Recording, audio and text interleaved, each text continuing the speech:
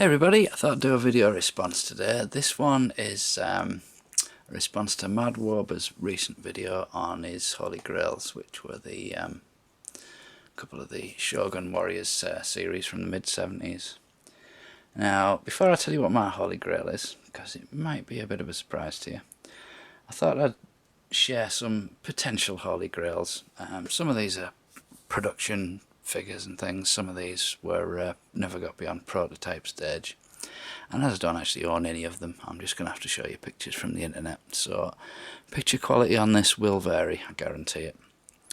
So let's take a look first at the some of the Star Wars Holy Grails. Now obviously rocket firing Boba Fett, it's got to be one of the number one Holy Grails in Star Wars. Never released, never got beyond prototype stage. There are knockoffs available if you really want to get one, but to find a genuine prototype rocket firing Boba Fett, it's going to cost you in the tens of thousands if you're ever lucky enough to find one. Also we got Vlix, that was a Brazilian only release from the Star Wars Droids line, came out in about 1985, 86, something like that, and with it being Brazilian only, it's ridiculously hard to find, but that one did actually get a release at least in one country.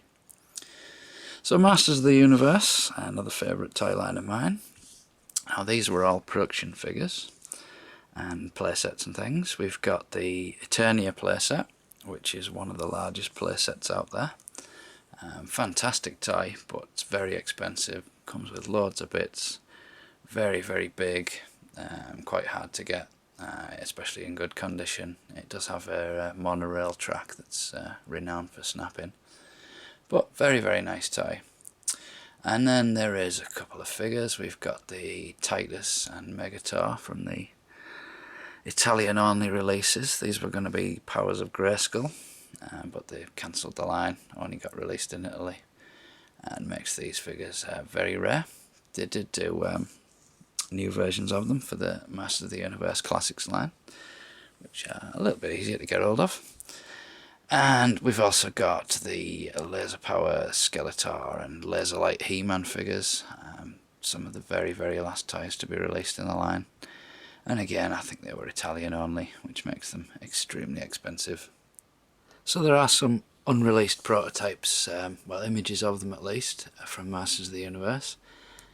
First up being Hero, who was going to be the new lead character in the Powers of Grayskull line, and he's sort of an ancestor of He-Man.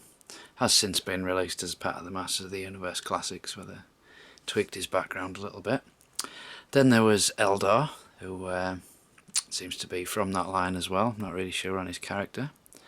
But most interestingly, the Gigantosaur. This looks absolutely amazing, a huge dinosaur robot thing with He-Man in the chest somewhere. Looks absolutely brilliant, and I so wish they'd made one of these, but alas, it was never meant to be.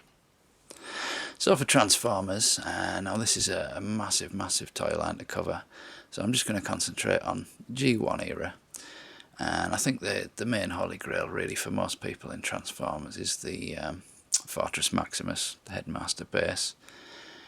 But some of the later Japanese ones too. Obviously there's the Raiden train set, which seems to be pretty hard to find. Overlord, another classic figure, very difficult and expensive to get. So for Mask, probably the rarest released toy would be the Laser Command set that came out right at the end. I think the hardest figure to find is the Racing Arena Bruno Shepard, which seems to go for silly money for a recolour and a few bits. But prototype wise, Mask actually did come up with the Shark, which was going to be part of the first season. Now, Shark was a sort of white underwater car, came with Gloria Baker, and never got a release, but I believe there are some prototypes out there. So for Thundercats, the rarest figures that they did actually release would be the Rampagers, the Stinger and Driller.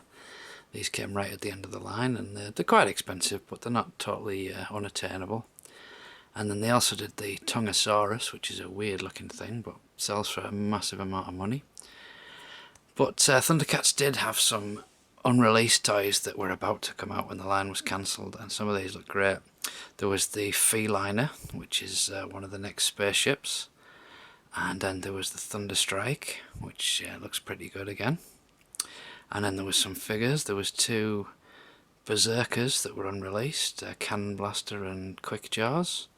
So then there was the Maddwoba, which was going to be the third of the Rampages, along with Stinger and Driller.